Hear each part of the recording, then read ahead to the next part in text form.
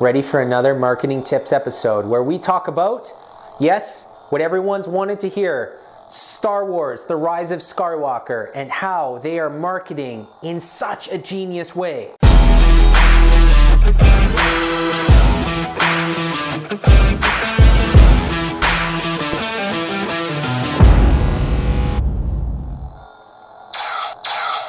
All right, that's enough of that. I've been waiting all year to do this episode because I wanted to see how Star Wars rebounded from a marketing blunder like Solo and transformed Star Wars to get people to come out again for Episode 9, Star Wars The Rise of Skywalker. And so far, they have been doing an absolutely genius job. And I want to talk about why that is and what they're doing that's just making them stand out and get so many touch points that's making you guys all want to go to the theaters come this December 19th, I think it is. It's December 19th in UK, I believe, December 20th in the US and Canada. We will get some links below because I'm pumped for Star Wars and I hope you guys are too. Before we get started, really quick, my name is VanderMeer and I build marketing tip videos right here on YouTube. And then I filter in some of these really cool ones where we talk about some marketing knowledge that's out there right now and some of the things that are getting done that you can take directly to your brands. All right, I got 5 things I want to talk about today. 5 things that Star Wars and Disney is doing so well in marketing this movie. And number 1, I think you guys know what I'm gonna say. I hope you guys know what I'm gonna say. I'm gonna say Baby Yoda. Baby Yoda has taken the social media realm by storm. There's memes everywhere about Baby Yoda. And The Mandalorian is just taking off as this entity that's just pushing Star Wars to new heights through Disney+. People are signing up for Disney+ just because of The Mandalorian. And it is taking people and making them get excited again, making Star Wars come top of mind right before Star Wars The Rise of Skywalker comes out, before this whole series comes to a close. It's funny because Baby Yoda has almost nothing to do with Star Wars The Rise of Skywalker. However, much of the advertising, much of that brand equity that's going out right now is because of Baby Yoda. And I applaud Disney for bringing in such an amazing character, captivating us right before. Now, I don't know everything about Star Wars. I don't get into the canon, but I do follow all of the movies. I do follow the shows, and I do know a fair amount about how the process of Star Wars has gone along. And I'm really excited to see how they connect The Mandalorian in some way, kind of like they did between Star Wars The Last Jedi, where they had the dice, the gold dice, Han Solo's gold dice, and then they went to Solo and focused on the dice. I'm interested to see if they take anything from The Mandalorian and carry it forward through the time to where we are in this last episode. I'm interested. I don't know if it's going to happen, but I think it's on some people's minds, and I think that is a huge marketing tactic as people are watching The Rise of Skywalker and seeing if any of those moments come in. I don't think Baby Yoda is going to appear, but I do think that there may be some connection that we will see over the next couple episodes. Now, the second thing that Disney is doing so good, better than I've seen on almost any trailer series ever, is they're putting out 1 new clip a day. For the last 2 weeks, and today's shooting this episode, it is December 6th. So for the last 2 weeks, we have seen a new clip come out every day. Now, those new clips didn't always come out in the US or in Canada or around the world. They were snuck in different places, but people looking for them on YouTube, all of the trailer sites that are out there are finding the Chinese version of the trailer and seeing that one clip that gets added every single day and keeping people interested, keeping people watching the trailer.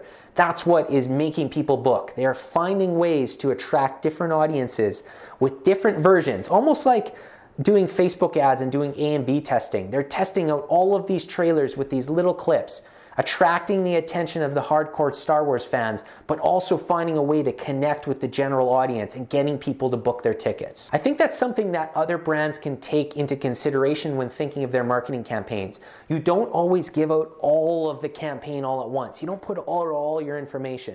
Sometimes you hold little bits back and release it a little bit over time, keeping people's interest in it, keeping your brand top of mind until the timing's right, until, in this case, you're ready to commit to a day to go see this movie. Next, of any movie I've seen in a long time, this Star Wars movie is getting a lot of earned media because of things like the Baby Yoda, because of things like I just said with the trailers and putting out those clips. People are going crazy about finding that information before this movie comes out. They've done a fantastic job of getting influencers involved. They've done done a really good job. I noticed a couple days ago where they did their first filming or their first reveal to some of the cast, and some of the cast sent out tweets afterwards talking about how crazy the movie was and how it gives you everything that you expect and more. Those small pieces of earned media are going to go a long way in transferring our trust into the Star Wars brand and getting us to book that ticket to see this last episode. Just like any movie, we've seen a lot of the cast go on their little tours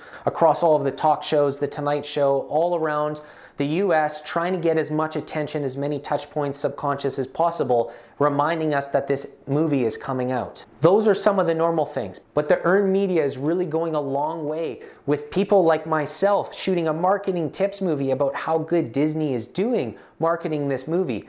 That's crazy. These types of things are going a long way in transferring and pushing this out. Throughout my entire season of doing Talk to JV shows so far, having people out on my podcast, I think Star Wars has come up 5-6 times, Q, I think it was. It comes up in every second or third episode. I think one of the episodes we had, Merrick, he was wearing a Yoda shirt.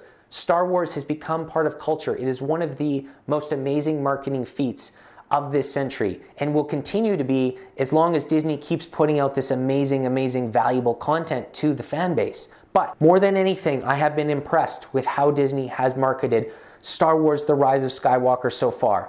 It's been absolutely genius. I think that we can take a lot of those principles and apply it to some of our products and some of our brands. Stay top of mind until the timing's right. Remember that people aren't going to book always on the first day. Some have to wait to find out what's going on. So if you have an event, recognize that you have to keep up the grind of making content all the way until that last moment when people are deciding on their schedules for that week, the day before, maybe 2 weeks before, you don't know.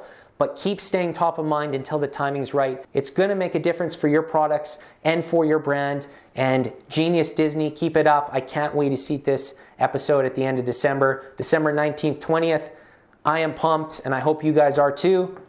That's it for this episode, guys. Hit me up in the comments below if you're excited for Star Wars. Tell me what you're the most excited about. Tell me if you know of anything else that they've done from a marketing standpoint that you guys think is amazing.